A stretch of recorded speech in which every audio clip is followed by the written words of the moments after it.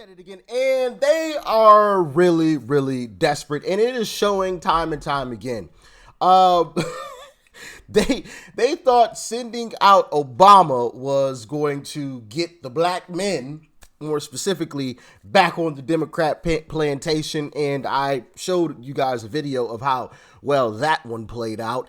Completely and utterly backfired, including Nina Turner on CNN even admitted to that, right?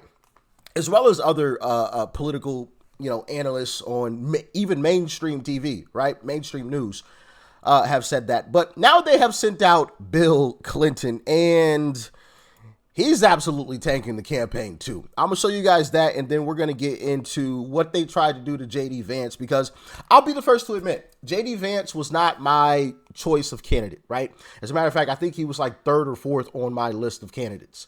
But time and time again, JD Vance is proving exactly why he was Uncle Trump's choice. And I'm actually really, really excited to see who Uncle Trump chooses to put in certain positions, because based on the JD Vance pick, Trump's going to pick some fantastic people. But with that being said, let's dive in. Case in Georgia not very long ago, didn't you? They made an ad about a young woman who'd been killed by an immigrant. Yeah, well, if they'd all been properly vetted, that probably wouldn't have happened. But if they're all properly vetted, and that doesn't happen, and America is not having enough babies to keep our populations up. Okay. So we need immigrants that have been vetted to do work. There wouldn't be a problem. And he couldn't keep people all torn up and upset. I know the audio is a little messed up on that. So if you couldn't hear it, it's because it's only coming out of one side. Let me see if I can find another clip of that really quickly to see if that's... Well, if they'd all been... No, they're all like that. Okay, so yeah, sorry about the audio issue. But anyway, so he basically just said that had the illegals been vetted, Laken Riley would still be alive, which he is correct. We know who's in charge, Kamala. We know who's the border czar, Kamala. And he's also saying that, oh yeah, but we need these people to come because we need workers, right? We need people to come and work for us. Well, JD Vance went to the New York Times, and went through an interview, and it went about as well as you would expect. JD Vance absolutely embarrassed the New York Times interviewer, and she tried to get JD Vance in a gotcha moment like they always do, right? Every time Trump or JD Vance do any type of interview with leftist media, they always, show their bias, right? It's clear as day. And I'm just wondering, like, why do they continue to just go down this path? Like, everybody can see what is happening. Everybody can see it. I've shown you guys the comment sections of a lot of these interviews, right? And maybe I'll show you the comment section of this interview as well. But I want to show you this interview, because the way that he handles this crazy question, just like he did the other one yesterday that I showed you guys, it's completely on point. Check it out. The reason that there is a housing crisis is that not enough houses have been built. And that we have 25 million people who shouldn't be here. Well, I mean, this is the thing. I think it's both. I know you do. I don't think that many people who look into this agree with you, but about a third of the construction workforce in this country is Hispanic. Of those, a large portion are undocumented. So how do you propose to build all the housing necessary that we need in this country by removing all the people who are working in construction?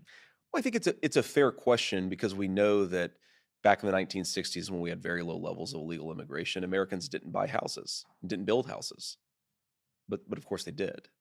And I'm being sarcastic, of course, in service of a point, Lulu, the assumption that because a large number of home builders now are using undocumented labor, that's the only way to build homes. I think, again, the country is much bigger. A fundamental... The need is much bigger.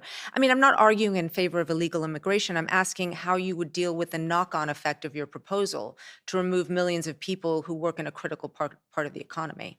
Well, I think that what you would do is you would take, let's say... Hold on. But before he answers that question, I'm going to rewind it back a little bit. I'm not arguing in favor of illegal immigration. Yes, you are. Yes, you are. Because your argument is, well, you can't deport these people because, they build homes, right? It's like, well, who's going to pick my cotton, right? It's the same kind of argument that Democrats used to use when Republicans wanted to free the slaves. Well, who's going to pick my cotton? Well, who's going to build my home? Right? It's ridiculous. It's ridiculous. We do not need illegals to build homes. We have people, American citizens, who are perfectly capable of building a home. Like, we don't need illegals to do that. But I'm not arguing in favor of illegal immigration. That is exactly what you are doing. Like, this stuff is just silliness. It makes no sense. But I had to just point that out because I just get so frustrated watching some of this stuff sometimes. But anyway, let's continue. A critical part of the economy. Well, I think that what you would do is you would take, let's say, for example, the 7 million prime age men who have dropped out of the labor force, and you have a smaller number of women, but still millions of women prime age who have dropped out of the labor force. You absolutely could re-engage folks into the American labor market. This is, I think, to work in construction? Of course you could. I mean, the unemployment rate is 4.1%. Most people unemployment rate, Lulu, this is important. But most people who don't work can't work in the regular economy. They're in the military, they're parents, they're sick, they're old. They might not want to work in construction. The unemployment rate does not count labor force participation dropouts. And again, this is one of the really deranged things that I think illegal immigration does to our society is it gets us in a mindset of saying we can only build houses with illegal immigrants when we have 7 million, just men, not even women, just men who have completely dropped out of the labor force. People say, well, Americans won't do those jobs. Americans won't do those jobs for below the table wages. They won't do those jobs for non-living wages. But people will do those jobs. They will just do those jobs at certain wages. And think about this from the perspective of an American company, okay? I want them to go searching in their own country for their own citizens. Sometimes people who may be struggling with addiction or trauma, get them re-engaged in American society. We cannot have an entire American business community that is giving up on American workers and then importing millions of illegal laborers. That is what we have thanks to Kamala Harris's border policies. I think it's one of the biggest drivers of inequality. It's one of the biggest reasons why we have millions of people who have dropped out of the labor force. Why try to re-engage an American citizen in a good job if you can just import somebody from Central America who's going to work under the table for poverty wages? It is a disgrace, and it has led to the evisceration of the American middle class. Come on now. Y'all got to admit, J.D. Vance, man, listen, brother sharp as a tack. The brother is as sharp as a tack, right? Sharp as a tack. And he's 1,000% on point. And all the Democrats used to agree, like, this illegal immigration should not be allowed. They didn't stop agreeing on that until Trump said it. All the Democrats used to say, hey, we should not be having illegals coming to this country. These were Democrats. And if you don't believe me, check it out. Broken borders. That's an oxymoron, something we can't tolerate. Borders, by their nature, our definition as a nation and our protection as a country. Broken borders, they don't exist. We can't tolerate them. So let's say from the start that we all in this body, and I know I can speak very firmly for the Democrats, support strong border control. And it must be part, and the first part, of any comprehensive immigration reform. It is our obligation as elected officials to keep the American people safe, and our borders are our first line of defense, one of our early lines of defense to do that. Democrats support also enforcing laws, current laws, against those who came here illegally and those who hire illegal immigrants. Yet the Bush administration has refused to do just this.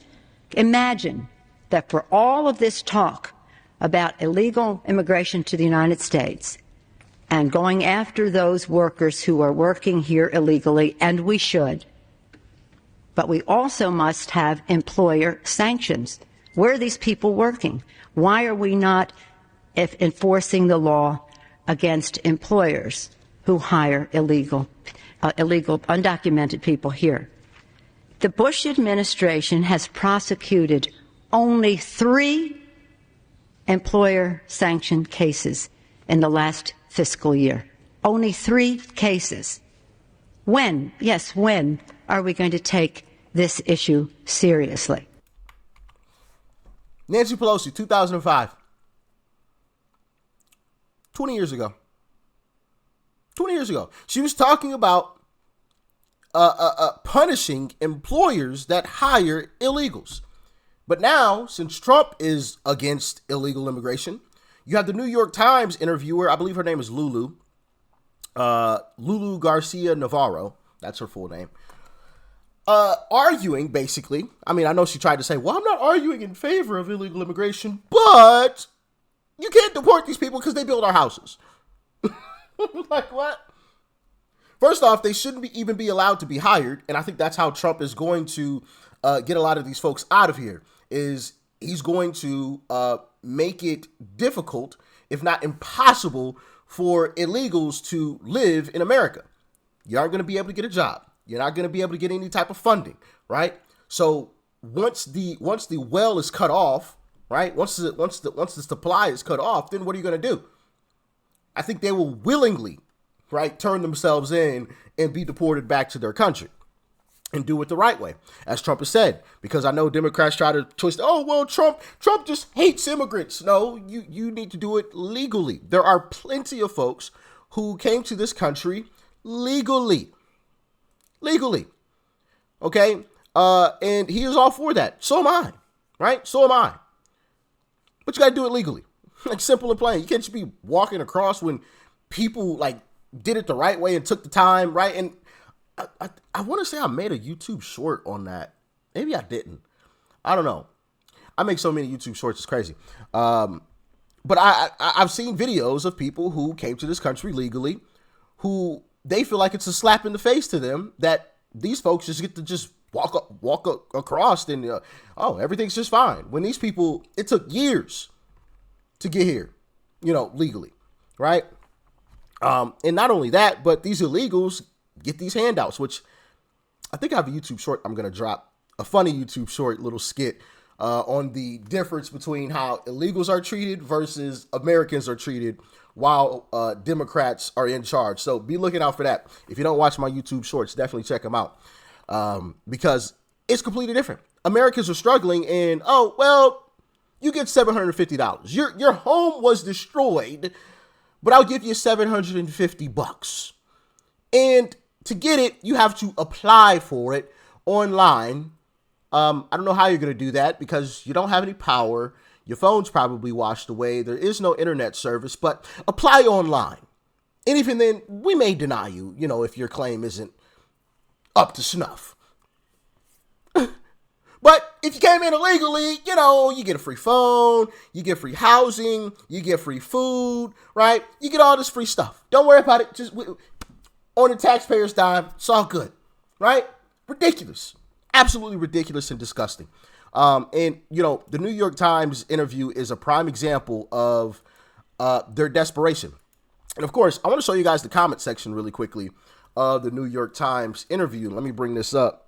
J. Vance, NYT interview, because I'm sure the comment section of that video is absolutely bashing these folks. And I haven't even pulled it up yet. I'm pulling it up now, as you guys can see. Let's go straight to the comment section. I'm not even going to look. It is disgusting for Lulu to assume most people who build homes are illegal aliens. To work in construction, her tone says it all. I'm the only one in my family that didn't go to college. Both my sisters went to college and still have debt. Guess what I did? Went into construction and made money. Lulu, then who will pick our That's exactly what I said. That's exactly what her argument sounded like. Well, then who's going to pick my cotton? Like, how are you going to deport these folks? To work in construction, Vance handled this like a pro. My favorite part was her admitting she wants illegal immigration for cheap labor like construction. Who's going to build the houses? is the same as who's gonna pick cotton. I'm so happy to see so many people waking up, and that's why I love going to these comments. Matter of fact, let me look. What's the look? Let me show y'all this. Look, check this out. This video has 137,000 views. Look how many likes it has. 2.6. 2.6 thousand out of 140,000 views. Crazy. Independent. Oh, I'm not about to read all that. There's no way the DNC would let Harris do this type of interview, and there's no way the NY Times will go after her the way they tried with Vance. So you guys get the message. I've shown you guys comment sections of all these videos recently. The American people are no longer buying the BS, and it is so good to see. It's so good to see that we see straight through it. Like, it's okay. So this is my thing, and I'm gonna let you guys get out of here because we running a little long now. I would have no issues with the New York Times interviewing JD Vance or ABC interviewing JD Vance, because I showed you guys, I believe her name is Martha Raddatz, yesterday, and now you have Lulu interviewing JD Vance. I wouldn't have any problem with them like going after him with, how they go after him, right? The condescending and, I'm gonna get you in a gotcha, right? I would have no issue with that if they did it to Kamala and Tim Walz. If they did the exact same thing to them, yeah, ask these folks some tough questions. Hold their feet to the fire. Try to get them in a gotcha moment, right? Do it. Please do it. Hey, this is must-see TV, but they don't. They only try to do that to Trump and JD Vance. They only try to do it to Republicans. A Democrat comes on the show and it's, oh my goodness, yes. When I think it was Dana Bash. When Dana Bash did the interview with Tim Walz and Kamala, she was basically, I believe it was Dana Bash. Forgive me if I got the name mixed up. But she was basically giving Kamala the answer within the question that she was asking. And it was just like this softball interview. But you see her interview JD Vance or Trump, and it's, oh my goodness, oh, Trump bad. What are you going to do about Trump bad? Oh, JD Vance, it's just like, come on. Everybody can see this crap. Like, you guys aren't fooling anybody. You aren't convincing anybody to vote for this woman. As a matter of fact, I think they're doing the exact opposite at this point because people can see through the crap. They can see through the crap. It's completely one-sided. But hey, continue. Keep at it. It's only going to force more folks like yourselves to come and watch people like me. So I guess it's good for me, but it is a shame that we don't have, good news on the television anymore. It really is a shame. And hopefully Trump does something to fix that. Maybe that's why they're panicked and, going all out, right? Because they know Trump is about to win. And this is their, last Hail Mary to try to make sure he doesn't. But I think it's backfiring in a major way because people see straight through the smoke screen. But anyway, y'all let me know your thoughts, your opinions. Stay safe out there. Peace and love. I'm out.